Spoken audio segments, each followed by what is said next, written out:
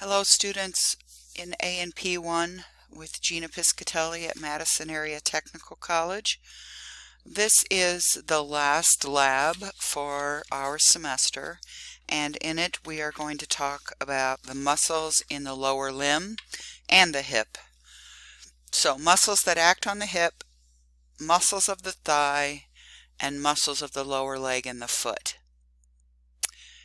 And they are numbered, and they are located in your lab manual on page 176 through 178, and I recommend that you follow along with your lab manual so that you see what is written in the table that you're responsible for, although I am going to go over it. So we're going to start with, I guess 177 is the page. We're going to start with muscle number 34. And this muscle is called the iliacus, and its action is to flex the hip. So when you bring your leg up forward anterior, we could say it flexes the thigh as well, but the joint that's that the muscle crosses is the hip joint. So the iliacus can produce this movement because it originates on hip bones, the ilium and the sacrum, and inserts on the femur, and specifically the lesser trochanter. So the skeletal pictures that are shown here, I'll point them out for you.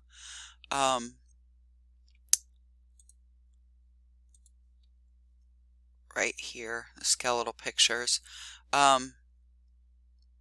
You actually need a better arrow, don't you? Right there shows you, the red shows you origin and the blue shows you insertion. So the lesser trochanter is kind of hard to see because it's a little bit small in the picture. But that's what the iliacus does. And then this picture that has the muscle by itself in purple gives you a really clear idea of where the origin and insertion is. And you can imagine if this muscle shortens, that's going to bring the thigh or the femur anterior. I should mention that in the notes section of this presentation, you will find all the information that I'm saying as well. And I'll post a little self-quiz that you can do. So muscle number 35 is the Psoas Major, and it works with the iliacus. In fact, sometimes they are named together as the iliopsoas, so that P is silent, Psoas Major. And the action is to flex the thigh again. But because it's a little bit at an angle and because of its origin and insertion, particularly its origin, it helps to rotate the thigh a little bit. And because it's so superior, let me just get this up here, because it's so superior as far as its origin goes up here on the vertebrae, it can actually help to flex the trunk, but then the insertion would need to remain stable. I would recommend knowing that it flexes the thigh, and you only need to know one action. So let's look at the origins and the insertions. The origin of the Psoas Major is on the bodies of thoracic 12 vertebra all the way to lumbar, oh that says 15. Oops. Let us fix that right now. Lumbar 5 vertebra, because there aren't 15 lumbar vertebrae, are there? So that's the origin, and then the insertion is on the lesser trochanter of the femur again. So it works with the psoas for that purpose. Flexing the thigh, that is. So there's the insertion. Now we're going to look at some other muscles that act kind of on the hip, but mainly to move the thigh. So the Gluteus Maximus is number 36, And it does the opposite action at the hip. It extends it. So when you kick your leg backwards, you're using your gluteus maximus. Because you can see that its fibers kind of run at an angle with the origin here and the insertion on the femur, it will actually help to rotate the thigh as well.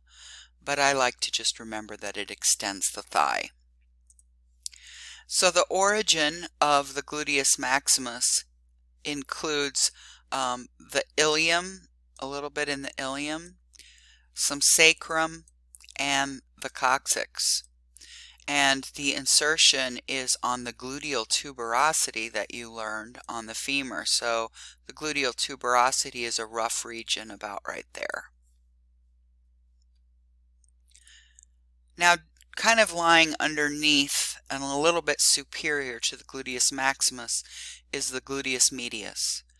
And it will abduct the thigh. That means to move the thigh away from the midline. Okay. And it also helps to medially rotate, which is kind of hard to picture. So the origin is the posterior surface of the ilium, and the insertion is actually on the greater trochanter. And so when these muscle fibers shorten, that greater trochanter is pulled a little bit medial, not a lot.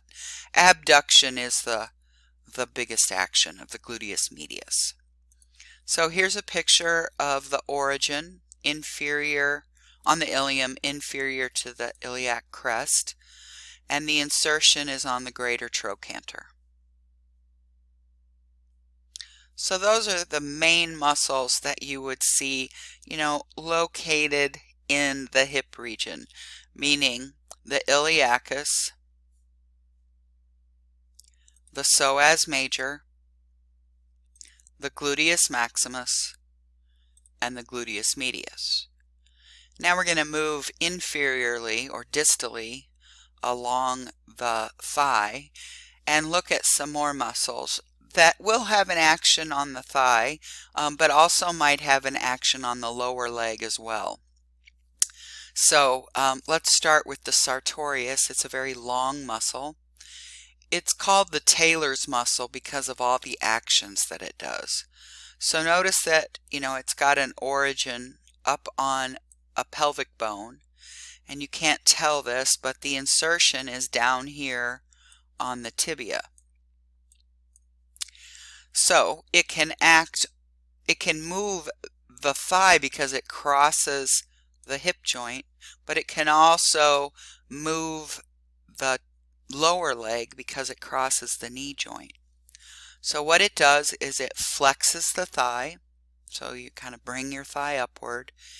It abducts the thigh, so it takes the thigh away from the midline, and it laterally can rotate the thigh as well as the tibia and flex the tibia so you can bend your knee.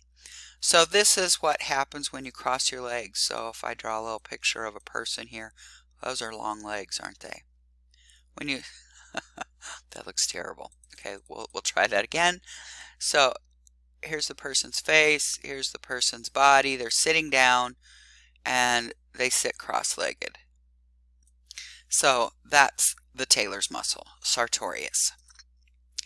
And here's a picture of the origins and insertions. The origin is all the way up on the ilium, and specifically it's on that anterior iliac spine that we made you know in the front of the ilium. Remember, there's also an anterior inferior iliac spine, but a different muscle attaches there. So the sartorius originates on the anterior superior iliac spine and inserts on the tibia medially right there. So here's our sartorius. I'll just highlight it. There's a lot of other muscles in the thigh. There's a group of muscles called the quadriceps muscles that consists of 4 different individual muscles. The one that's in the middle is called the rectus femoris. It's right here. The vastus lateralis is right here. It's on the lateral side of the rectus femoris. The vastus medialis is medial to the rectus femoris. And then there's one that's deep that you cannot see unless you take the rectus femoris off, and it's called the vastus intermedius. Now, if I look in your lab manual, you'll see that those are muscles 39 through 42, and almost all of them have the same origin and insertion, and they also all have an action in common. It turns out that the rectus femoris is going to have an additional origin and action, but the rest are all going to match. So they all can extend the tibia at the knee. So when you kick your lower leg out to lift your foot. So the rectus femoris we'll look at first. It's shown here highlighted in the center of the thigh. It extends the tibia because of where it inserts. It inserts on the tibia. It also inserts on the patella. But it originates way up here on the ilium. And so it does cross the hip joint as well as the knee joint. So it can flex the thigh.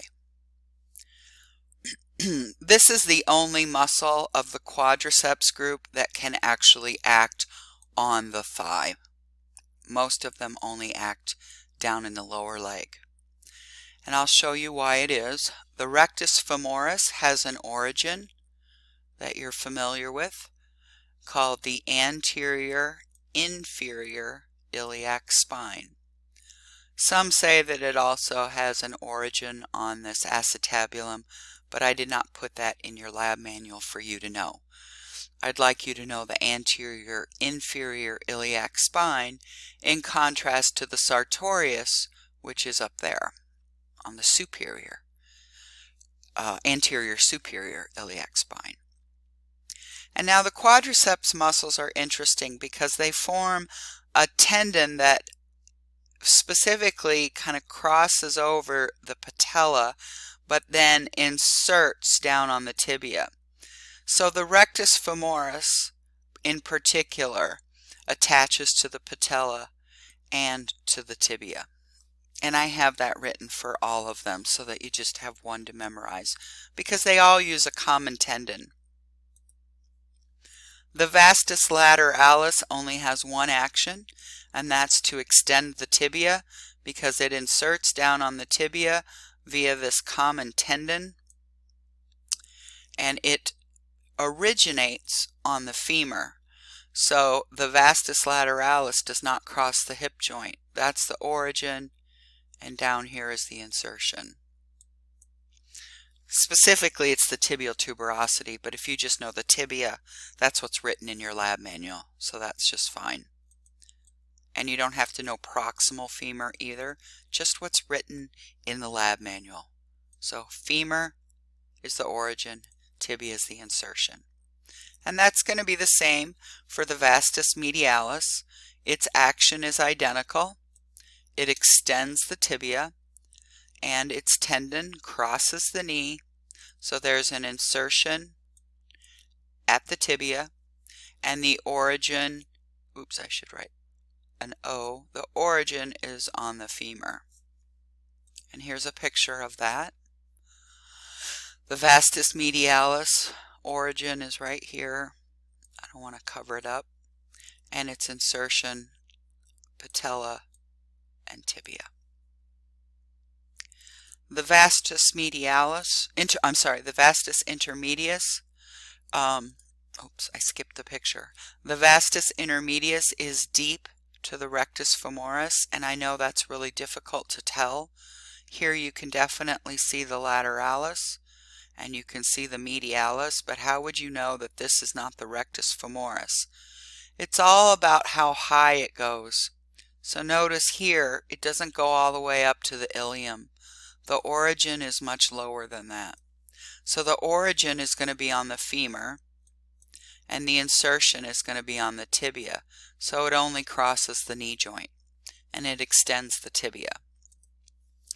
So this is a picture of those origins and insertions. So the vastus intermedius is really on the shaft of the femur. That's the origin. And the insertion is just like all the others. The tibial tuberosity, but you can just write tibia. That's okay. Okay, there's one muscle that we usually look at from the anterior surface, or the anterior view, that's in the thigh here, but it's best seen if we could look at a medial view. It's the only muscle that we cover that adducts the thigh. That means bringing the thigh towards the midline. We did see the Gluteus Medius, Maximus kind of go that way, but for adduction, I should say that way. For adduction, only this purple gracilis, and it's a strap-like muscle that has an origin up on the pubic bone and an insertion down on the tibia. So it flexes the lower leg too. It can flex the lower leg to some extent, but I wouldn't say it's a huge flexor. It's not a prime mover. So the gracilis originates very close to the pubic symphysis, so we usually just say the pubic symphysis. It's actually the inferior ramus of the pubis, but most people just write origin is the pubic symphysis. And of course there'd be one on the other side too. And the insertion is again medial and of the tibia. So that's how it acts on the knee, because it's down here. But most of the time the action is just to adduct the femur. So that's all the anterior muscles. Now if we look at the back of the thigh, there's a group of muscles called the hamstring muscles. And the action of the hamstring muscles is to flex the knee. That's the big one, flex the knee. There are 3 hamstring muscles, and I'll name them for you. Here's a model of the back of the thigh, and they're arranged in order. This is medial. Oops, this is lateral. Gina. This is medial. So the biceps femoris is lateral. That's abbreviated BF. The semitendinosus is pretty much medial, and it's sitting on top of the semimembranosus. The semitendinosus was called semitendinosus because it's narrow. So one is narrow. That's the semitendinosus.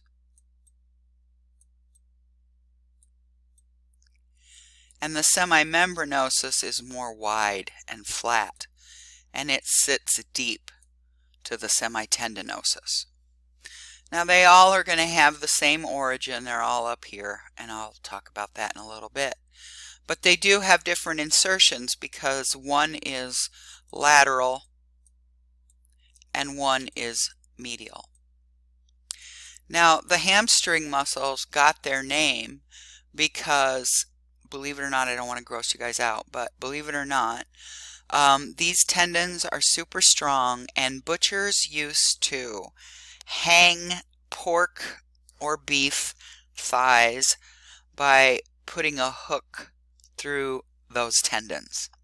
So they would string up a ham, so to speak. And here's some pictures down here that you can enlarge if you want to look at them.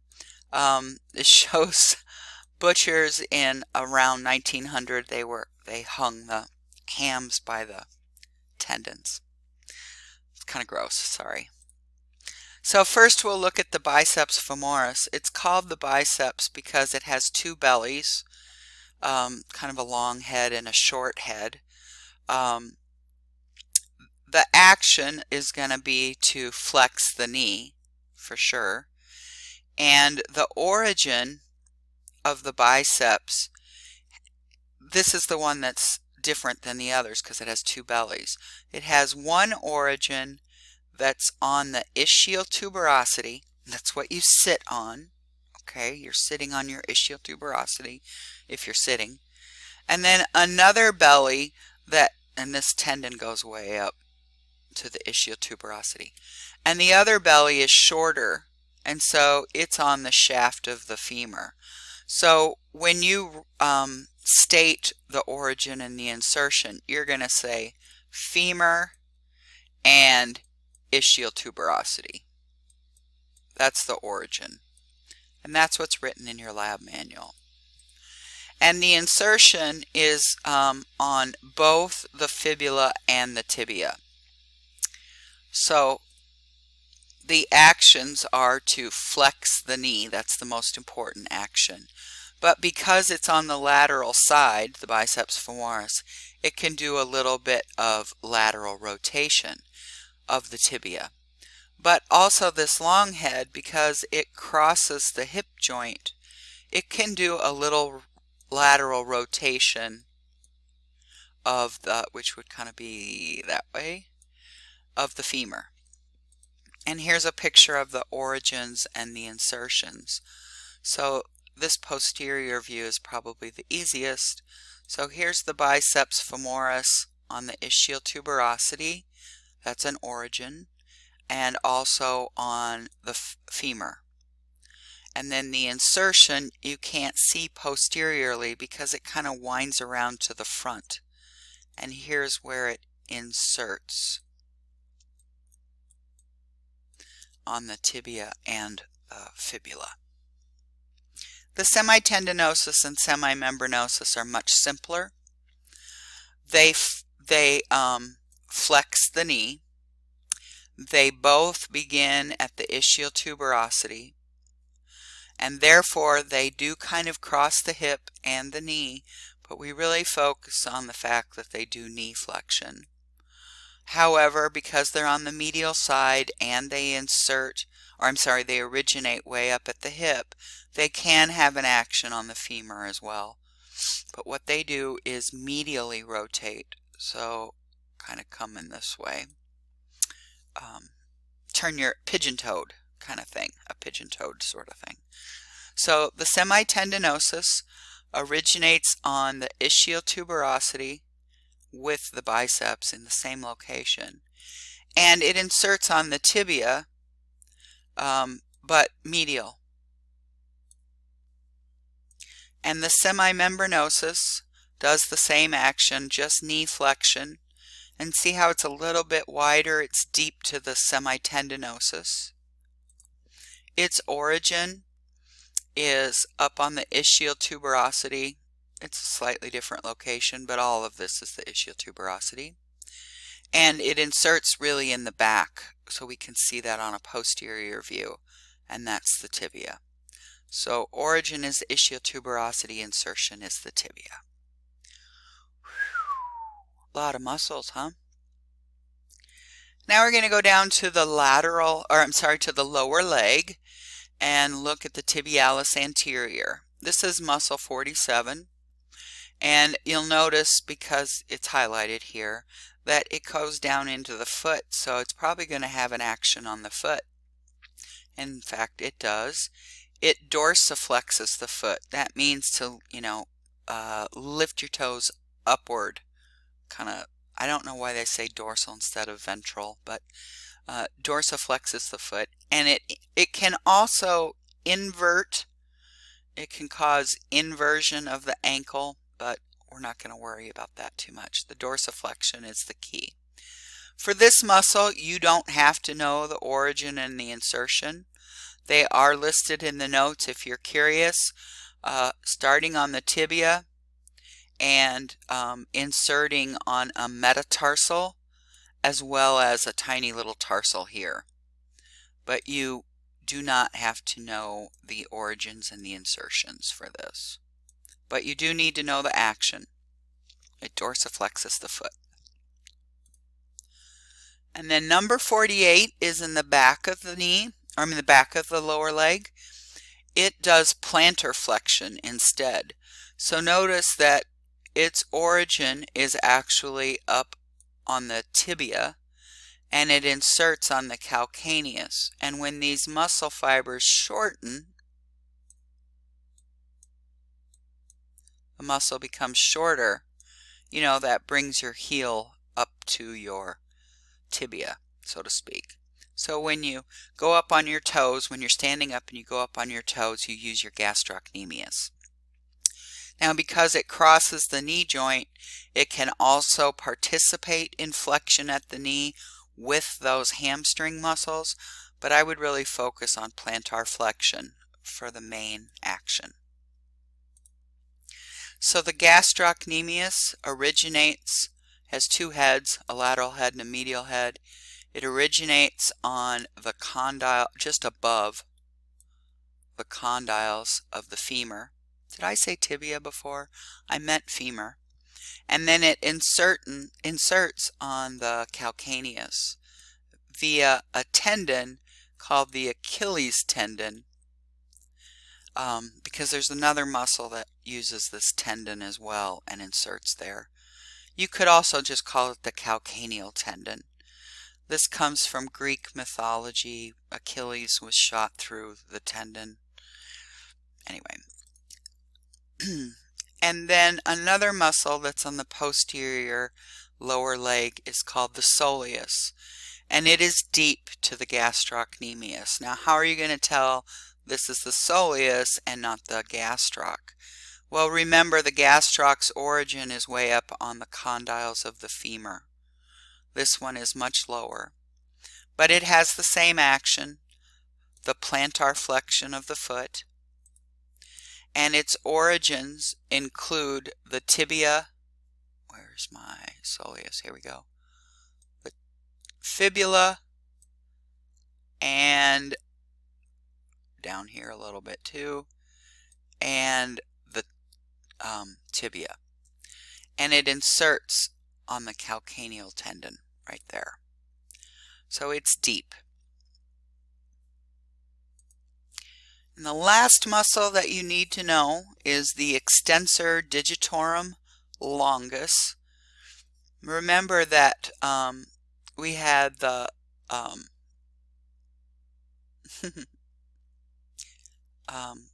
can't even think of it right now.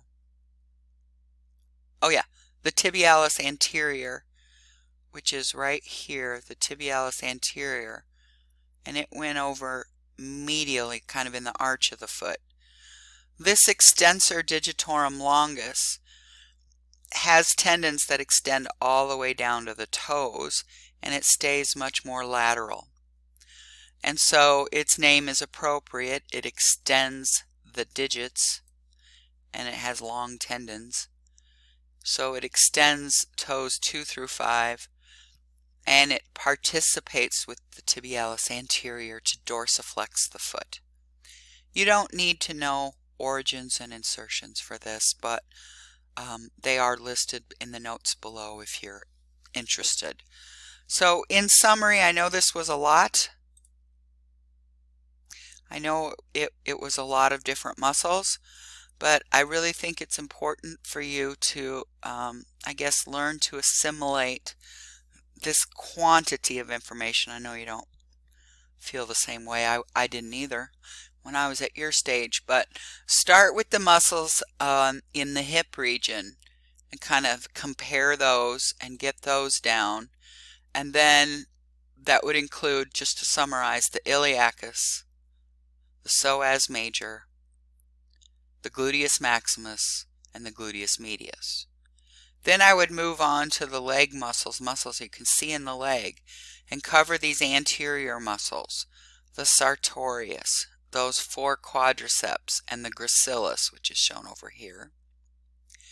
And then after that, I would move on to the muscles in the posterior part of the thigh, the hamstring muscles, focusing on the fact that which is lateral and which is medial. So remember, the biceps femoris is lateral, but the semitendinosus and membranosus are medial. And then after you get those down, you can go to the lower half of the leg, excuse me, and focus on the Tibialis Anterior. If you want to, you could do the Extensor Digitorum Longus right here. And then turn the leg around, look at the gastroc and the soleus. So I hope that helps. Thank you very much. That's the end of our presentation.